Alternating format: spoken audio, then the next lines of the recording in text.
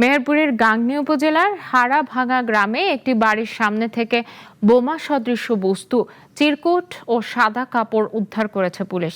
সকালে হাজীপাড়া এলাকার ফজলুর রহমানের বাড়ির সামনে একটি পলিথিন ব্যাগ পড়ে থাকতে দেখে স্থানীয়দের সন্দেহ হয়। পরে ব্যাগের ভেতরে লাল টেপে মোড়ানো বোমা সদৃশ বস্তু ও একটি চিরকুট দেখতে পেয়ে তারা পুলিশে খবর দেয়। খবর পেয়ে গাংনী থানা পুলিশ ঘটনাস্থল থেকে আলামতগুলো উদ্ধার করে থানায় নিয়ে যায়।